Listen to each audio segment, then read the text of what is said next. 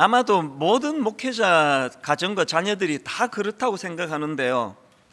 저희 집 아이들도 이 목사 가정에서 자라는 것이 되게 좀 부담스럽고 힘든 측면이 있는 것 같습니다. 최근에도 제 딸이 이제 자기 엄마한테 장문의 편지를 보냈는데, 이제 그 아이 허락을 받고 이제 저한테도 토스해 줘서 그걸 제가 읽으면서 참 마음이 많이 아팠습니다. 이제 목사 딸로 살아가는 그 과정에서 본인이 견뎌내야 되고 억눌러야 되고 참아야 되고 또 많은 사람들의 시선을 견뎌내야 되는 그것들이 얼마나 큰 부담인가를 그렇게 자세하게 이제 필요한 글을 보면서 제가 참 마음이 아팠습니다. 그런가 하면은 제 막내 아들이 이 초등학교 2학년인가 3학년으로 기억을 하는데요. 저희 본가는 다 이제 미국에서 계시다 보니까 어머니와 또 우리 형제분들에게 이제 아이들 인사시키러 가끔 갈 때가 있었습니다. 한 초등학교 2학년 막내가 이제 그럴 때 이제 미국에 가서 자기 고모가 제 누나가 이제 이렇게 물었답니다. 너는 장래 희망이 뭐야? 그 어린애들한테 어른들 항상 묻지 않습니까? 그랬더니 이 녀석이 대답하기를 목사님 되는 거요, 그러더라는 겁니다. 보통 이제 믿는 가정은 뭐 그게 또 제일 좋은 답 아닙니까? 아이고 네가 그런 생각을 하는구나 그러면서 이제 뭐 칭찬을 하고 그랬겠죠. 그리고는 이제 한 2-3년 3-4년 지나가지고 이 아이가 이제 초등학교 5학년인가 6학년인가 그쯤 됐을 때 다시 이제 미국을 방문했더니 저희 누나가 이제 그걸 기억하고 있는 겁니다. 그래서 이제 이 막내 아들 보고 너 예전에는 목사님 되는 게 꿈이라 그랬는데 지금은 꿈이 뭐야? 목사님 되는 게 계속 꿈이야? 그랬더니 얘가 하는 말이 아니요, 목사님 안 하기로 했다는 겁니다. 그래서 아니 왜 바뀌었어 꿈이? 그랬더니 얘가 하는 말이 정말 저를 마음 아프게 했습니다. 그 어린애가 뭐라고 얘기하는가 하니까 자기는 이제 목사님 안 합니다. 왜 안 하느냐? 아빠한테 누를 끼칠까 봐요. 이 초등학교 때예요. 이 어린애 머릿속에 이게 이제 혹시나 아빠한테 누를 끼치면 어떡하나 이런 생각이 얼마나 많았으면 자기도 아빠 뒤를 이어서 목사님이 됐다가 혹시나 우리 아빠한테 이게 누를 끼치면 어떡해. 참 고맙죠. 그 마음이 고맙기도 하면서 굉장히 마음이 그게 좀 복잡했던 기억이. 그리고 나서 이제 이 아이가 갖고 있는 그 마음의 상처가 이제 하나 있는데요. 6학년 때로 기억을 합니다. 이제 이 주일학교 그 선생님 너무 좋은 분이에요. 이런 분은 본 적이 없습니다.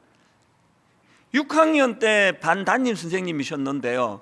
이 제자들이 이제 20대가 됐는데 지금도 가끔씩 불러서 밥 사주시고 어떨 때 용돈도 주시고 막 선물도 주시고 막 이런 정성을 다하시는 분이세요. 그렇게 이제 한 6학년 아이들에게 이제 이런 말씀을 하신 겁니다. 주일 분방 공부 시간에 하신 것 같아요. 몇 주 전부터 했겠죠. 오늘 저녁에 영화 보여줄게. 그래서 부모님들 허락을 받고 이제 몇 시에 만나자 뭐 그랬던 것 같아요. 제 기억이 지금 어렴풋한데요. 그래서 이제 얘가 이제 물었겠죠. 저녁에 이제 반 친구들하고 영화 보러 가기로 했는데 가도 되느냐고. 이런 지하에 안 된다 그랬죠. 주일은 우리의 유익을 위해서 있는 날이 아니고 주일은 주님을 위해서 있는 날이야. 그래서 이 주일은 날 즐겁게 하고 내 유익을 위해서 영화 보고 이런 거는 할 수 있는 대로 안 하는 게 좋아. 그러고 이제 그 허락을 안 했더니요, 이게 얘한테 엄청 상처가 된 겁니다. 그래서 이제 저도 그게 너무 그날 얘가 너무나 많이 힘들어했기 때문에 그 기억하거든요. 막 그 울면서 하는 이야기가 친구들 다 된다는데 그 다음 말이 잊혀지지가 않아요. 집사님 집은 되는데 우리 집은 왜 안 되느냐고요. 그러면서 막 이제 울면서 항변을 했던 그 기억이 있어서 저도 그날을 기억을 해요. 근데 참 마음이 아팠던 게요, 이 녀석이 그게 마음에 큰 상처가 된 거예요. 그래서 이제 얘 마음에 늘 이제 목사님 집에서 내가 자라기 때문에 맨날 못한다 그러고 안 된다 그러고 이런 것 때문에 이제 상처가 좀 많았던 것 같아요. 얘가 이제 최근에 군대 갔다가 이제 제대를 했거든요. 제대를 하고 자연스럽게 오랜만에 이제 이 다섯 식구가 다 모여가지고 이제 이런저런 얘기를 하는데 이야기가 또 자연스럽게 또 화제가 된 거예요. 그러면서 애들이 이찬수 목사님 딸로 사는 게 얼마나 힘든지 아세요? 이찬수 목사님 아들로 사는 게 얼마나 힘든지 아세요? 막 이런 얘기들이 이제 막 나온 거예요. 평소에 이제 마음에 섭섭했던 거 뭐 이런 이야기가 막 쏟아져 나왔어요. 제가 좀 민망하기도 하고 그래서 저 이렇게 말했습니다. 이찬수 목사 아들로 사는 게 그렇게 힘들다면, 이찬수 목사 딸로 사는 게 그렇게 힘들다면 이찬수 목사 당사자는 어떻겠니? 나도 너무 힘들다. 나도 울고 싶다. 물론 이제 분위기를 이제 좀 어색하고 그러니까 이제 웃기려고 그런 말을 했죠. 그 한마디에 다 평정이 됐습니다. 그러고는 그 얘기 더 이상 안 하고 이제 재밌게 이제 오랜만에 같이 식사하면서 저녁에 좋은 시간을 보냈거든요. 그 다음 아침이 새벽이에요. 새벽에 딱 일어났는데 계속 이 녀석이 이 한마디가 맴도는 겁니다. 집사님 집은 되는데 왜 우리 집은 안 되는 겁니까? 맨날 우리 집은 이것도 안 된다 저것도 안 된다. 집사님 집은 다 되는데 그날 자기만 허락을 안 해줘가지고 그것이 너무 마음에 아픔이 드는, 그게 그 새벽에 이제 제 마음에 미안하기도 하고, 그러면서 또 이제 사실 저는요, 제 인생에서 제일 두려운 게 제가 자기 연민에 빠지는 거예요. 전 가장 경계하는 게 이거거든요. 그날 새벽에 이제 이런 어제 있었던 아이들 이야기, 또 제가 이제 마지막에 농담으로 했던 이야기만 울고 싶다. 이찬수 목사 딸로 사는 게 그렇게 힘들다면 이찬수 목사로 사는 게 쉬웠겠냐. 나도 너무 힘들다. 울고 싶다. 이런 이야기 했던 게 마음에 이렇게 이제 울컥 맺혔는데요. 그날 새벽에 얼마나 하나님께 감사했는지 몰라요. 제가 하나님 앞에 막 이제 지난 세월을 돌아보면서 우리 아들이 그랬던 것처럼 내가 목사로 살면서 하나님 내게 너무 엄격하게 하셔가지고 집사님들은 다 되는데 나는 하면 안 되는 게 한두 가지였냐고. 여러분은 되는데 나는 하면 안 되는 게 많잖아요. 자기들은 다 하면서. 교회 커져서 이제 내가 다음 달부터 이제 좀 벤처를 몰기로 했습니다. 허락해 주실 건가요? 여러분은 되는데 나는 안 되는 게 너무 많은, 이게 막 하나님께 섭섭하고 화가 나고 이게 아니라 그날 새벽에 이게 너무 감사한 거예요. 지난 저의 인생을 되돌아보면서 이렇게 억제하고 누르며 살아야 되는 내 인생이 너무너무 감사해가지고 그 새벽이 너무 풍성했습니다. 왜 우리 아이들은 어릴 때 그렇게 억제해야 되고 규제받으며 사는, 목사 자녀로 사는 게 그게 상처가 됐는데 저는 이게 기쁨이 됐는지 아십니까? 그 우리 아이들 어릴 때와 저와의 결정적인 차이는요, 저는 그래야 되는 답을 갖고 있거든요. 왜 그래야 되는지를 알고 있거든요. 왜 그래야 되느냐고요? 하나님께서 너무나 저를 향한 기대치가 높으시기 때문에. 그건 성도님도 마찬가지 아닙니까? 여러분이만 내가 행복하게 사는 게 배가 아파가지고 목사님 이것도 안 됩니다 저것도 안 됩니다 그러는 거 아니잖아요. 여러분은 저에게 그는 기대가 그만큼 크기 때문에 우리는 세상살이 하느라 그래도 우리 목사님은 좀 안 그랬으면 좋겠다. 좀 다르게 사는 사람 하나쯤은 있어야지. 그 하나쯤이 저 아닙니까? 그게 저에게 무한 영광인 거예요. 그리고 제가 그날 새벽에 너무너무 감사했던 건 시편 126편 5절 이 말씀을 평소에도 가끔씩 대냅니다. 눈물을 흘리며 씨를 뿌리는 자는 기쁨으로 거두리로다. 제 인생의 구호예요. 지금 내가 억제하고 내가 참고 절제하고, 저는 다혈질 본능대로 두자면은요, 저하고 말싸움 해가지고 저 이길 사람 별로 없습니다. 그러나 무조건 사과하거든요. 무조건 내가 잘못했다고. 그게 목사여야 한다고. 예전에 막 저를 무슨 이념을 가지고 공격하고 할 때도 뭐라고 할 때 바로 사과해요. 왜 사과하는지 아십니까? 비급해서가 아니고요, 저를 따르는 청년들하고 그분들을 따르는 청년들이 싸울까 봐. 그래서 아무 반응도 하지 마라, 그건 내가 잘못한 것이다. 그렇게 억누르고 사는 이 모든 저의 삶이 기쁨으로 단을 거둘 그날이 있을 것에 대한 소망이 있기 때문에 울며 씨를 뿌리는 겁니다. 이제 이 녀석이 이제 제대하는 날 새벽에 나오더라고요. 일찍 가서 이제 데리고 올라오는데 얘가 하나를 물었어요. 자기가 아빠한테 부러운 게 하나 있대요. 아빠는 20대 때보다 30대가 더 행복하고 30대 때보다 40대가 더 행복하고 40대보다 50대가 더 기대가 된다 그러는데 그게 부럽대요. 아빠한테서 그게 부럽대. 그러면서 근데 그 사실이에요. 그 비결이 뭐냐 그러면서 제가 답을 안 하고 있으니까 그 진짜예요. 그러니까 그날 차 안에서 이렇게 말했습니다. 아빠가 이게 진짜다 아니다 내가 답하기 전에 너 이제 제대하고 아빠 60대를 지켜보면 알 거야. 아빠의 60대가 얼마나 풍성하고 얼마나 행복해지는지 너가 이제 보면 알 거야. 네가 답해라 나중에. 그 자신감을 가지고 답을 말해주면서 저는 이게 바로 눈물을 흘리며 씨를 뿌리는 자는 기쁨으로 거두리로다. 여러분, 예수 믿는 것 때문에 이것도 못하고 저것도 못하고 온 세상 사람들 다 자기 멋대로 사는데 우리는 그렇게 못 사는 그 억울하세요? 아니에요. 요즘에 뭐 이 세상을 보면은 막 마음껏 끝간데 없이 자기 본능대로 살아가는데 우리는 그렇게 살 수 없습니다. 그리고 이것이 절대로 하나님 앞에서 억울한 일이 아니에요. 제가 왜 이렇게 말씀을 시작하는가 하면요, 오늘 본문에 아브라함 부부가 딱 이 케이스입니다. 그들은 지금 13년이라는 긴 영적 침체기를 겪고 있는 상황 아닙니까? 아마 그 부름받은 이후로 가장 절망적이고 가장 오래된 침체기였다고 해요. 13년이라는 게 보통 세월입니까?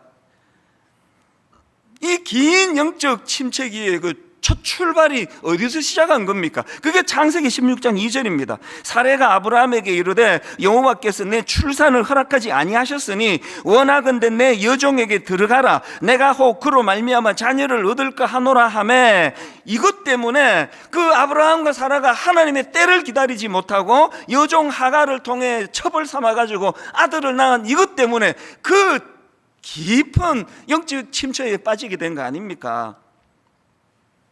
근데 제가요, 이거와 관련해서 이게 자료를 이제 설교 준비하느라 자료를 보고 모으고 하다가 너무 흥미로운 거 하나 발견을 했습니다. 여러분, 우리 중고등학교 때 배웠죠? 함무라비 법전 아시잖아요? 이 함무라비 법전이요, 그 아브라함이 살던 메소포타미아 지역에서 통용되던 법을 묶어 놓은 게 이게 함무라비 법전 아닙니까? 근데 이게 깜짝 놀랐던 게 오늘 본문에 아브라함 부부의 케이스와 비슷한 케이스가 3건이나 언급이 되는 겁니다. 그 중에 하나만 읽어 드릴게요. 함무라비 법전에 이런 내용이 나옵니다. 만약 어떤 사람의 아내가 자식을 낳지 못함으로 첩으로 데려온 창녀가 아이를 낳았을 때에는 그 남편은 창녀에게 곡식과 기름 그리고 의복을 주어야 하며 그 첩의 자녀들이 그의 상속자가 된다. 여러분, 법이라는 게 뭘 말하는 겁니까? 분쟁이 많이 생기면 나오는 게 법이고 규정 아닙니까? 지금 이런 규정이 있다는 건 그 당시에 너무나 많은 좀 있는 집안에는 자기 여종을 첩으로 삼고 또 뭐 심지어는 여기서 말하는 길거리 여자를 첩으로 데려다 놓고 아들을 낳고 이런 일들이 얼마나 많이 빈번했으면 이런 일이 생기니까 이제 그중에 막 분쟁이 생길 거 아닙니까? 약속 안 지킨다 그러고. 그러니까 함무라비 법전에 이게 3군데나 이 조항이 있더라는 거예요. 이게 딱 이제 아까 우리 아들 초등학교 때 철이 없을 때로 치면 아브라함이 항변할 수 있는 게 뭡니까? 아니, 하나님 온 세상이 다 이렇게 사는데 아니 뭐 좀 있는 집안은 전부 그 몸종 여종을 그래서 첩으로 삼고 아들 낳고 그러는데 왜 나만 갖고 그러시느냐고. 이게 뭐 그렇게 이게 누구 남을 해롭게 하는 일도 아닌데. 아브라함이 뭐 그랬을 것 같진 않지만요, 이 딱 그런 상황 아닙니까? 왜 온 세상이 다 통용되는데 저만 갖고 그러느냐고. 이게 우리 아이가 말했던 그 마음속에 상처가 되는, 아니 집사님 집 다 되는데 왜 우리 집만 안 된다 그러느냐고. 이거 똑같은 얘기 아닙니까? 제가 이런 말씀을 묵상하다가 옥하는 목사님이 너무 그리워졌어요. 왜냐하니까요, 화요일 7시 반 그 이른 아침에 교역자 회의로 소집하셔갖고는 막 얼마나 무섭게 야단을 치시는지, 막 어떨 때는요 막 오전 내내 막 정신이 안 돌아와요. 얼르라고. 그리고 목사님은 막 여러 번 하신 말씀이 막 글빛하면 목사 그만하라는 거예요. 그릇 같은 목사 하지 마라. 왜 괜히 목사가 돼가지고 소명도 없으면서 당신도 힘들고 성도도 힘들게 하느냐. 이 말씀의 포인트는 목사 그만두라는 게 아니잖아요. 제대로 목사로서 성도들을 좀 사랑으로 섬겨야 되는 거 아니냐.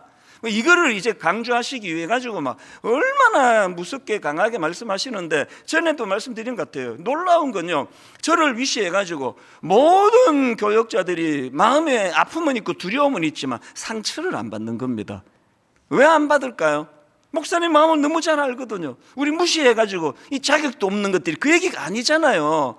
얼마나 우리가 할 일에 대하여 고상한 그런 가치를 부여해 주시고 우리의 가능성을 보시기 때문에 그렇게 무섭게 그렇게 야단치시는 거 아닙니까? 그래서 목사님이요, 그 후배 목사들 모아놓고 설교하실 때는 막 말씀이 막 직격탄이 많았습니다. 그래서 제가 이 아브라함을 가지고 묵상할 때 그 예전에 목사님이 그 목회자들을 모아놓고 하셨던 설교 제목이 계속 제 마음에 맴돌았습니다. 제목이요, 표준을 낮게 잡으면 망한다. 표준을 낮게 잡으면 망한다. 여러분, 이게 아브라함을 향하신 딱 하나님의 마음이라 생각해요. 너가 장차 믿음의 조상이 되고 너를 통하여 복을 흘려보내야 되는 놀라운 꿈을 네가 갖고 있는데 온 세상 사람들 다 그렇게 산다고 너 그렇게 살면 안 돼. 이게 하나님의 마음 아닙니까?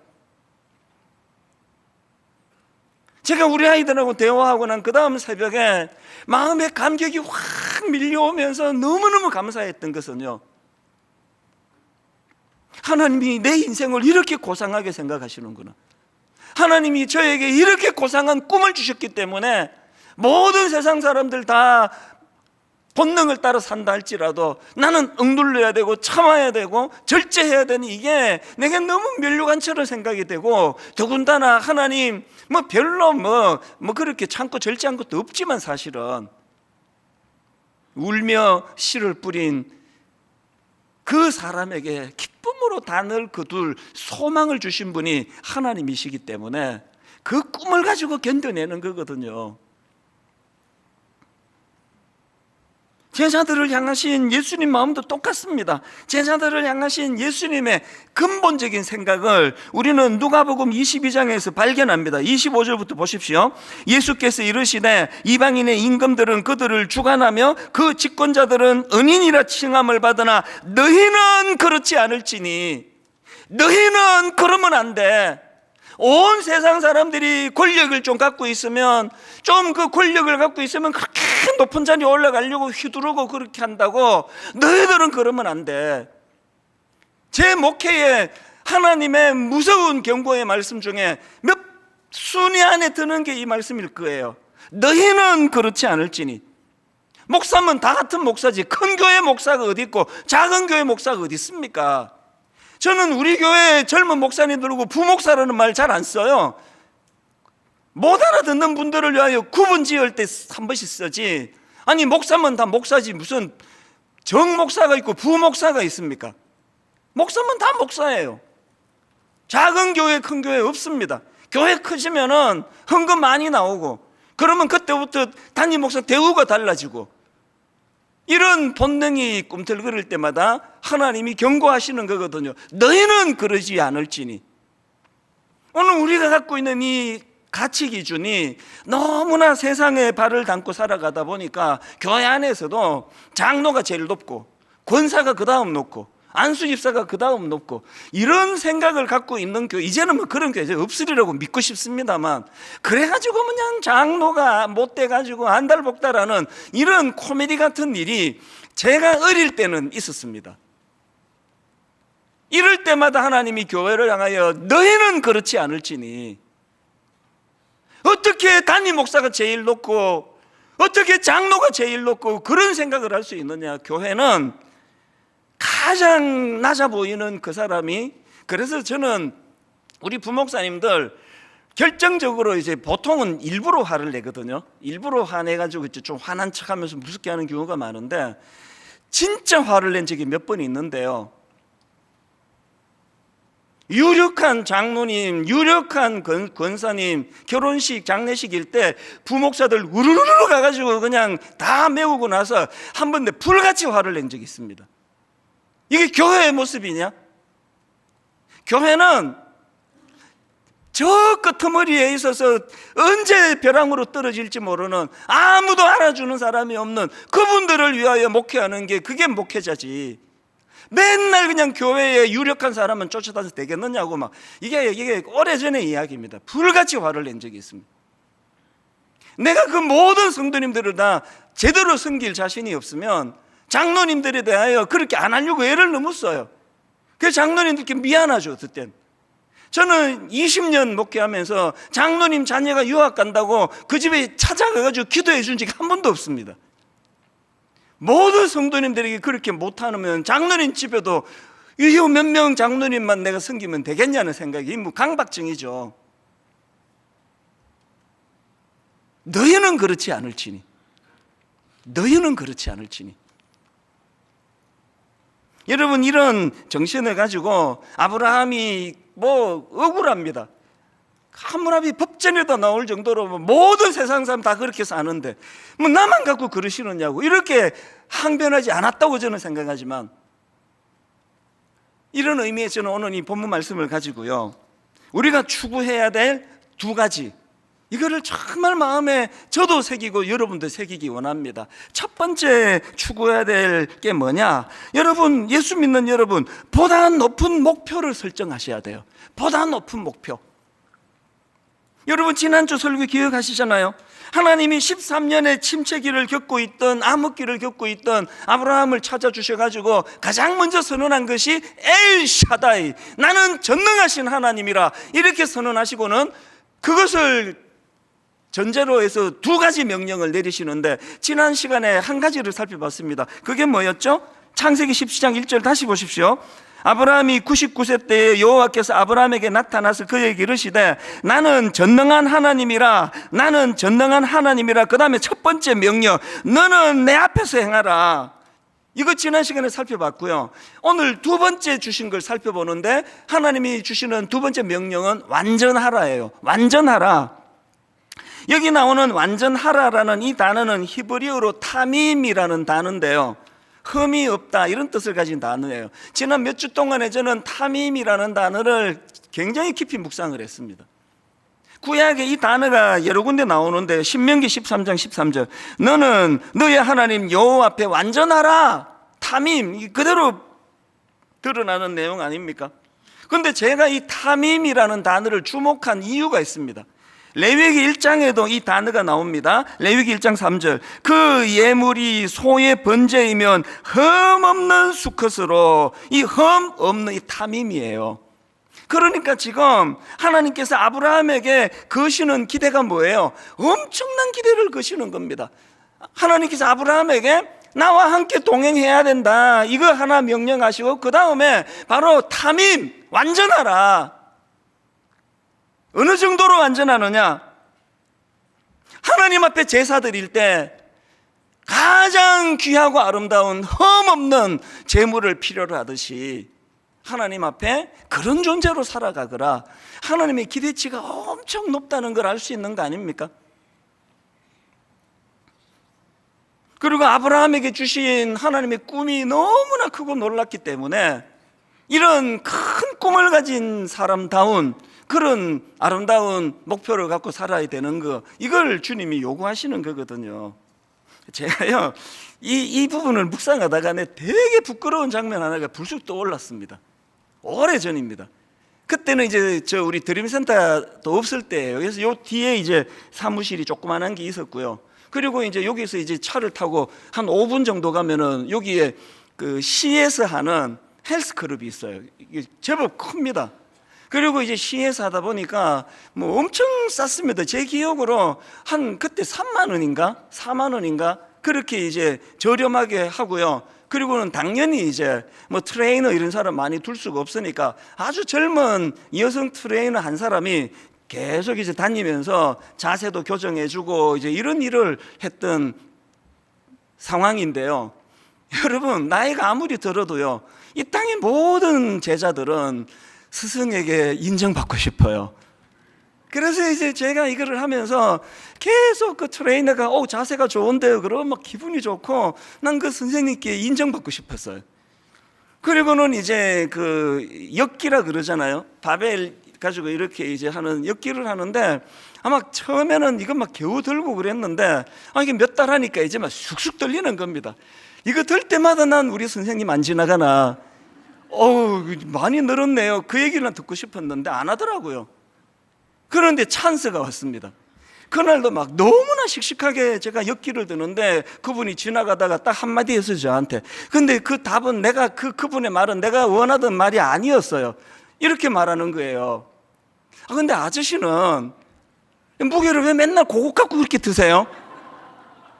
무게 더 늘릴 때가 됐는데 여기 바벨 있잖아요. 바벨에 이 둥그런 거 이거 점점 무거운 거 해야 되는데 그날 그 부끄러움은요 막 다 사람들 듣는데 아저씨는 맨날 이렇게 가벼운 거 들고 그러느냐고 그러는 그게 여러분 그 트레이너의 그 말이 내 인생의 경고가 됐습니다. 종종 떠올려요. 영적으로 전 그게 메시지거든요. 오늘 여러분 여기 예수 그래도 좀 오래 믿으신 여러분 그날의 그 장면을 상상해 보세요.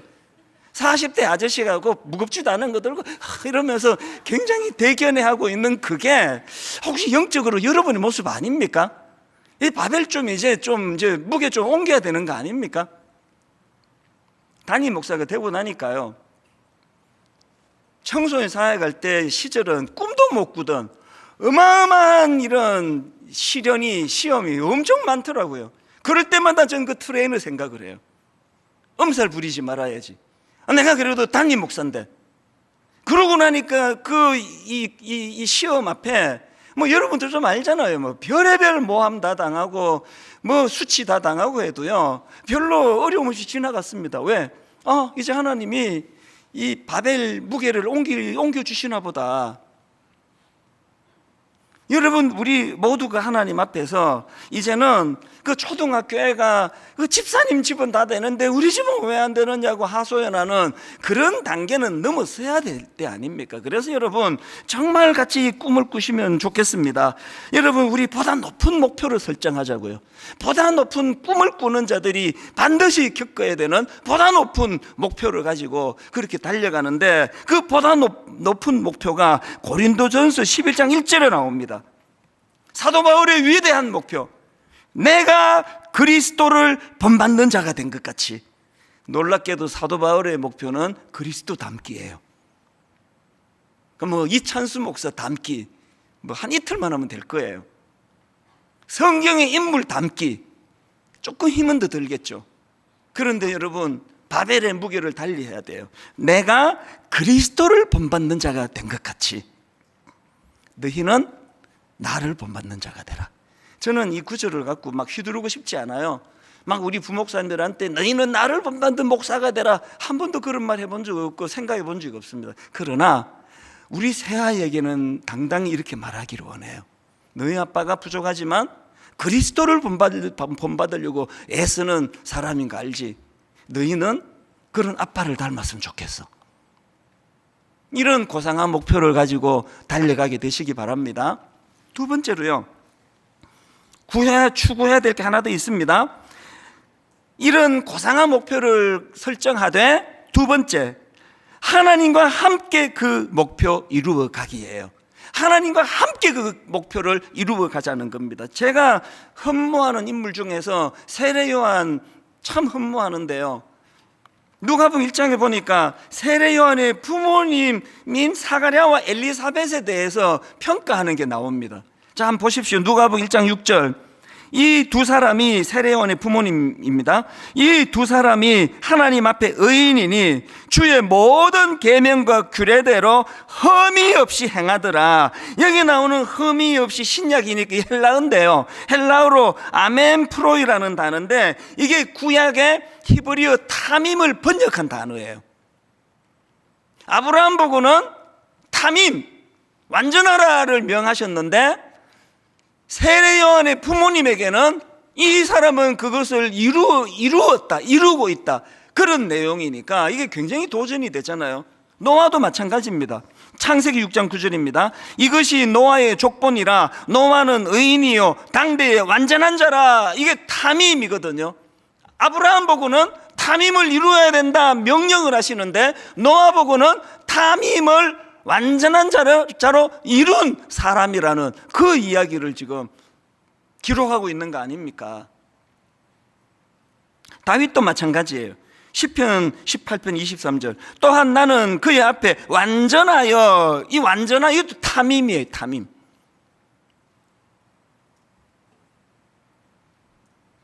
인간도 되네요. 이 목표가 인간도 가능하네요. 인간도, 노아도 되고 다윗도 되고 세례요한의 부모님도 되네요. 우리라고 왜 안 될까요? 사실 저는 학교 다닐 때 막 전교 1등, 뭐 반에서 1등 이런 거 해본 적이 없습니다. 그러나 저는 또 공부 아주 못하진 않았어요. 비결이 있습니다.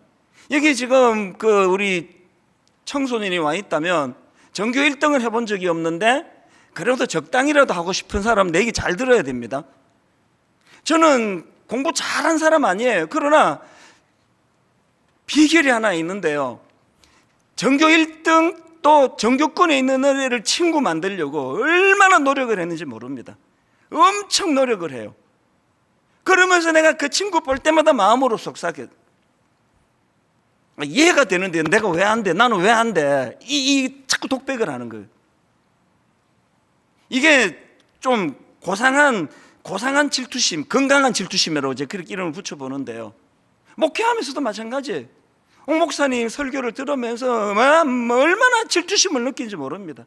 아니 옥하는 목사님 저렇게 설교가 되는데 왜 나는 저렇게 왜 안 되라는 법이 어딨냐고. 그 목표가 점점 높아져가지고, 여러분 그거 아세요? 오늘 본문을 묵상하면서 노아를 내 라이벌 삼기로 했습니다. 완전한 자 노아가 되는데 왜 나는 안 되느냐고. 왜 나라고 왜 못할 이유가 있냐고. 아니 세례요한의 부모도 되는데 우리 새아이의 부모 우리는 왜 안 되느냐고. 그래서 우리가 여러분 노아도 또 다윗도 세례요한도 우리 라이벌로 삼으려면요 분석해야 돼. 제가 공부 아주 못하지는 않은 이 비결이 있다고 그랬잖아요.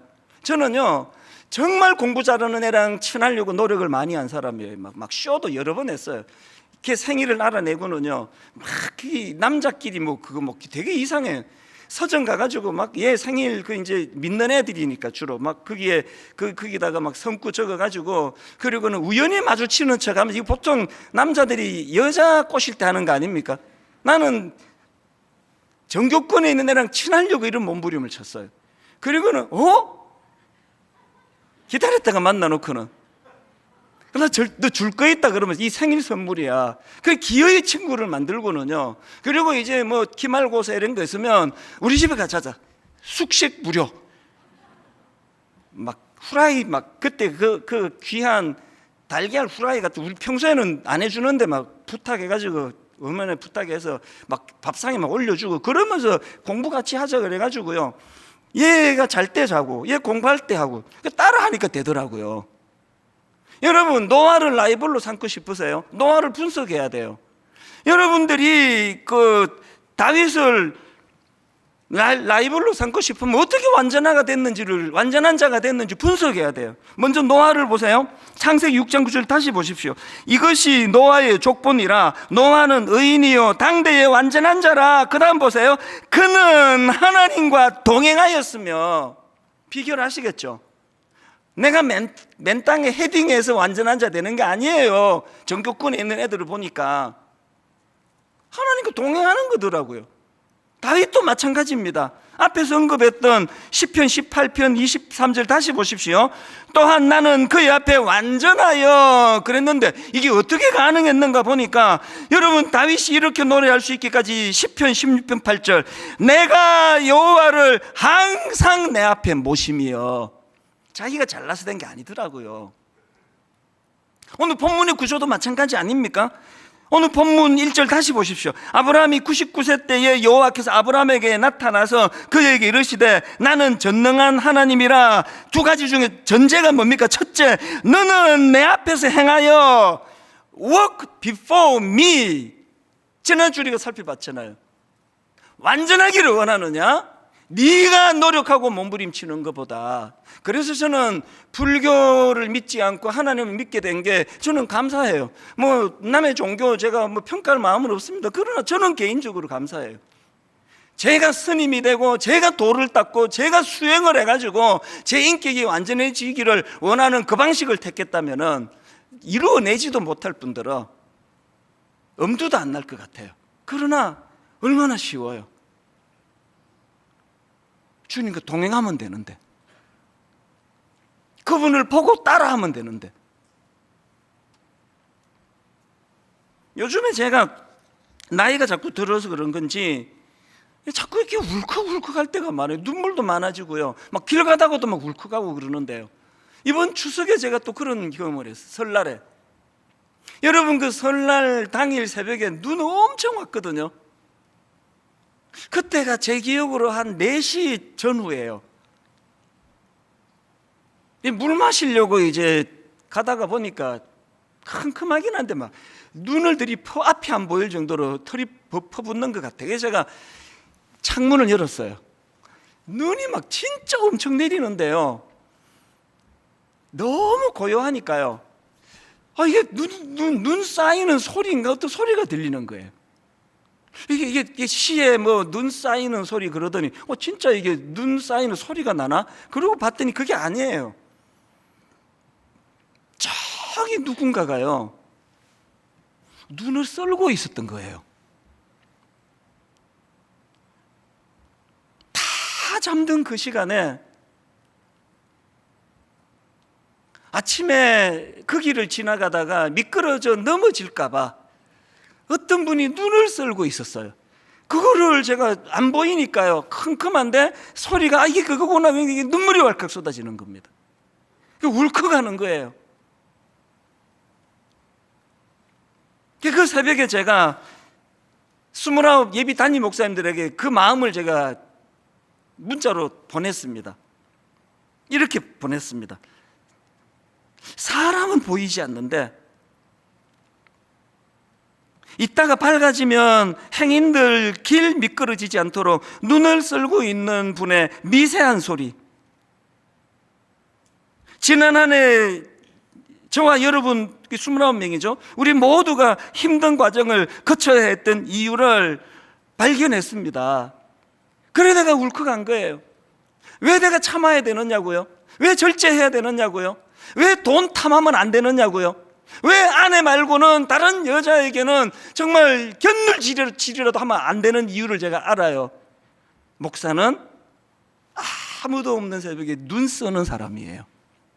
아침에 넘어질 성도 있을까 그 생각하면서 눈 쓰는 사람이에요. 그래서 실족하면 안 되는 거거든요.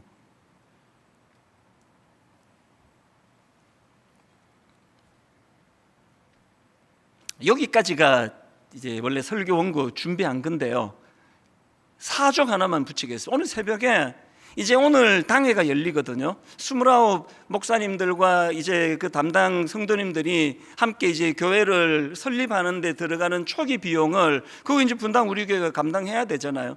그거를 이제 전체를 오늘 새벽에 저는 받았어요. 그러고 이제 금액을 보니까 뭐 있는 대로 기도 제목으로 제가 다 오픈할게요. 총 금액이 286억 청구가 됐습니다. 처음에보다도 이제 몇십억이 더 늘어났어요. 그래서 제가 이제 참 장로님들께 저는요 늘 죄송한 사람이에요. 막 계속 일 저지르니까 막 비전을 일합시고 계속 막 일 터트리니까, 그래서 이제 뭐 지난번에 말씀드렸지만요, 우리가 이 돈이 없습니다. 그리고 뭐 대형 교회가 뭐 돈 없어가지고 부끄럽지도 않아요. 그럼 잘 썼어요. 그리고 드림센터 저 빚 갚느라고요. 막 우리 주일학교는 뭐 완전 독립군 자식처럼 키웠습니다. 막 계속 허리 쫄라매고 막 긴축하고. 그리고 이제 저 2년 있다가 이제 사회에 환원해야 되니까 좀 활용할 수도 없고. 잠깐 고민이 되더라고요. 그거를 보면서 그 어떻게 해야 되나? 그래서 여러분들한테 있는 대로 다 오픈하고 우리 다음 주일날 한번 헌금하기로. 절대 뭐 작정해라 뭐 또 막 이런 거 안 합니다. 그리고 여러분 지금 경제적인 여건이 안 되시는 분은 잊어버리세요. 헌금 안 하셔도 됩니다. 그리고 또 뭐 드림센터 아직 기정 안 한 거니까 드림센터 담보로 해가지고 이제 은행 융자 얻으면 돼요. 돈이 모자라서가 아니라 함께 십시일반 하잖아요. 그리고 지금요 너무 고맙게도 분당 우리 교회 성도 아닌 분들이 너무 고맙게도 그렇게 헌금들을 해주세요. 거의 한 30-40%를 해주시는 것 같아요. 저 거절하지 사양하지 않는 이유가 뭔지 아시잖아요. 그렇게 286억이 모아지면은요 그거를 가지고 우리가 초기 비용으로 쓰고 교회가 자립을 하면 그거 다 그대로 회수할 겁니다. 분당 우리 교회로 갚는 게 아니라 공동 통장에다 넣고 286억은 분당 우리 교회 거 아닙니다. 이거 한국 교회 거예요. 이제 한국 교회에서 이거 숨길 거예요. 그래서 당당하게 요구할 수 있다고 생각합니다. 저는 꿈을 꾸어요. 이 일로 29교회가 잘 세워지고 4월 첫 주일날 스타트가 되고 올 연말까지 11교회가 더 세워지기를 원해요. 이미 개척된 교회 조금만 밀어주면 설 수 있는 교회들을 어느 정도로 섬길지 모르지만 그게 지금 많은 문의가 들어오는데요 아직 결정된 거 없습니다. 지금 또 고민해 나가야 돼요. 아주 객관적으로 도와야 될 교회들을 선정을 해서 또 세워서 나갈 거예요. 결론을 제가 오늘 새벽에 이렇게 맺기를 원합니다. 이사야 43장 18절 너희는 이전 일을 기억하지 말며 옛날 일을 생각하지 말라. 보라 내가 새 일을 행하리니 이제 나타낼 것이라. 이 꿈을 품고 있는 자들이기 때문에 우리는 함부로 막 살 수 없는 자들이에요. 여러분 우리 개인적으로나 교회적으로나 가정적으로나 고린도전서 11장 1절 내가 그리스도를 본받는 자가 된 것 같이 내가 그리스도를 본받는 자가 된 것 같이 너희는 나를 본받는 자가 되라. 예수 믿는다 그러는데 정직하지 못한 거 가장 부끄러워하세요. 예수 믿는다 하면서 돈에 깨끗하지 않은 분 가장 수치로 아셔야 돼요. 그리스도를 닮아가는 자로서 저분 교회 다니는데 정직하겠구나. 이 꿈을 가지고 이제 29교회가 너무나 아름다운 꿈을 만들어 나갈 그 소망을 가지고 오늘 여러분 우리 오랜만에 이 찬양 부르기 원합니다. 예수는 내 힘이요 나의 기쁨 내 참 소망. 그 이름의 생명이 내 삶의 이유라. 무슨 뜻입니까? 내가 추구하는 목표는 그리스도를 닮아가는 거예요.